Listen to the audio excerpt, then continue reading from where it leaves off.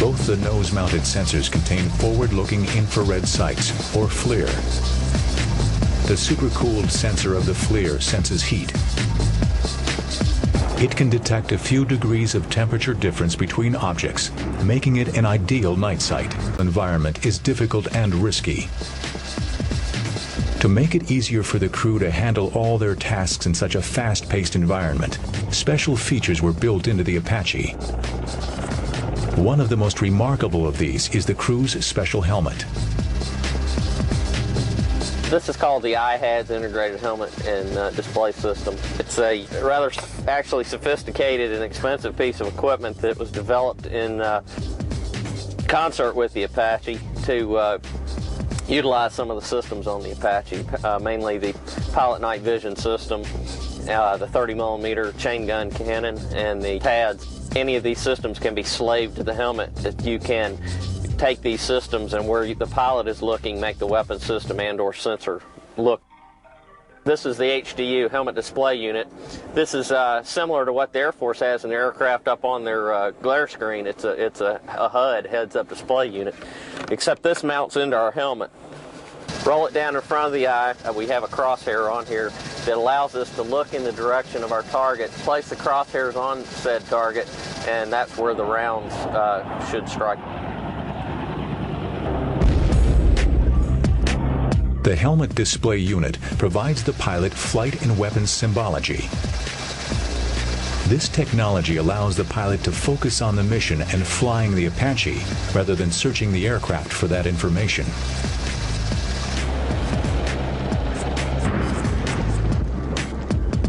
Shoulder-launched missiles appeared on the battlefield in the 1970s. These missiles pose a growing threat to combat helicopters. The Apache was designed to minimize its vulnerabilities to these weapons. It is equipped with 2 engines so that if one is disabled, the aircraft can continue to fly. In addition, its engines are shrouded to reduce their heat signature, making it more difficult for heat-seeking missiles to track them.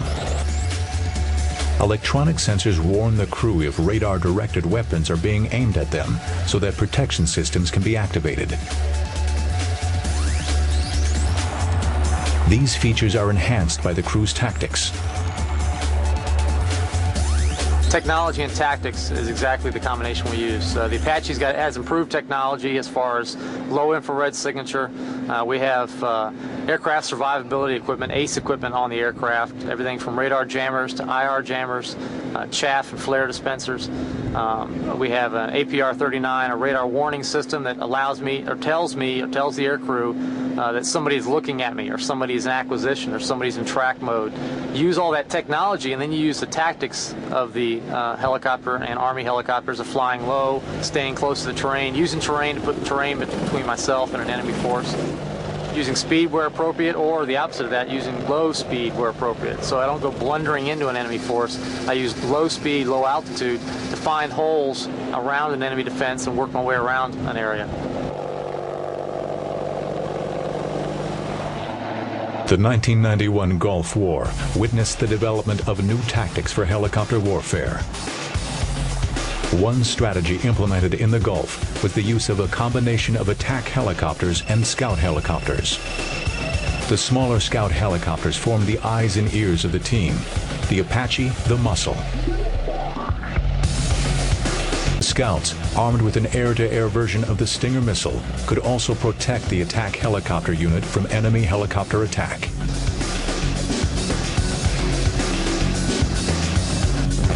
Apaches proved their value in several key Gulf battles, demonstrating the impact that a small force of helicopters could have in land war.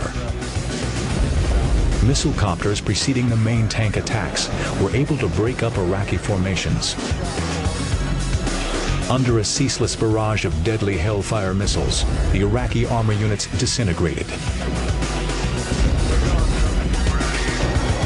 In 2002, Apaches were an essential element in helping to rid Afghanistan of Al-Qaeda and Taliban forces.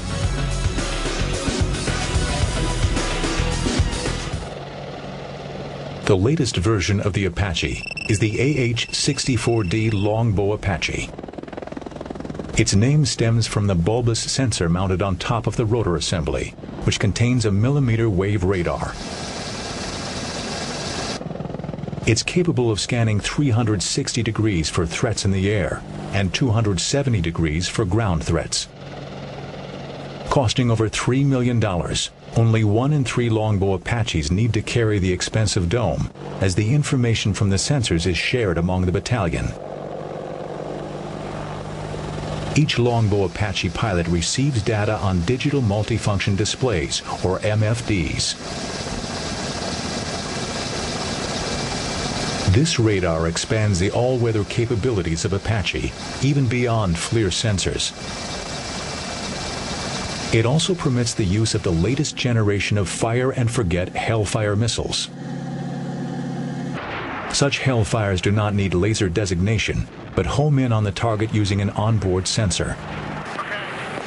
This combination of advanced technology and novel tactics has made the Apache attack helicopter one of the most potent weapons in modern land warfare. The Longbow flew its first mission in Operation Iraqi Freedom in early 2003, has inspired similar helicopter programs around the world. One of these is South Africa's Rooivalk AH-2. Now, with the advent of the Rooivalk, we can now improve on the flexibility of a helicopter and expand our concept of operations to provide firepower to the ground commander in the field.